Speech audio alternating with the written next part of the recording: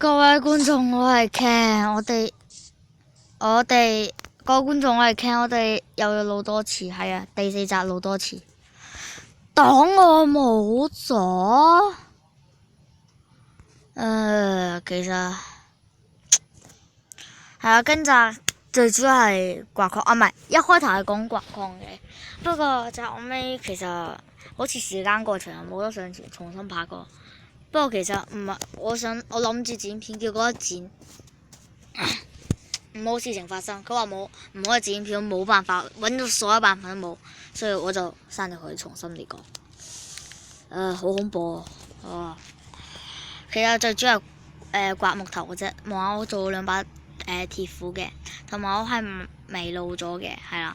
喺呢條影片你哋睇唔到迷路，真係好慘。嗰條影片裡面有一個就係我開創造話揾唔到屋企，我開創造，因為冇辦法。係有一部分就見到一個透明嘅樹，一半係有嘅，嗰個藤蔓在空中。仲有一部分係見到白馬。哇！喂！係嘅。所以真係唔幸運。所以第4集就可能係幾分鐘嘅啫，10分鐘都冇，係。對唔住啊大家，我都唔想㗎，對唔住，我自己都好想喊。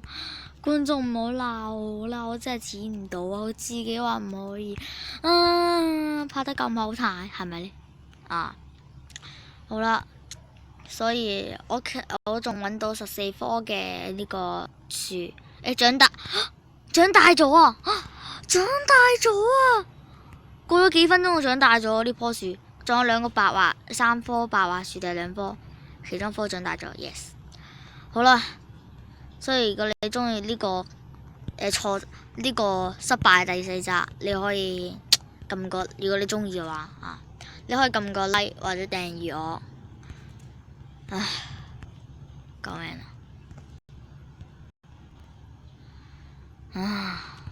都唔知點樣收場。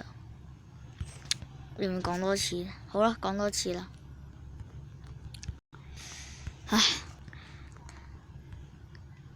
大家如果中意呢條影片，呢條影片可以訂閱我或者俾個 like 我。好想喊啊，係咯。放心，我每日都會準時拍片，除咗不過唔定時間嘅，除咗有其他事情先唔會準時嘅啫。好啦，各位觀眾，拜拜。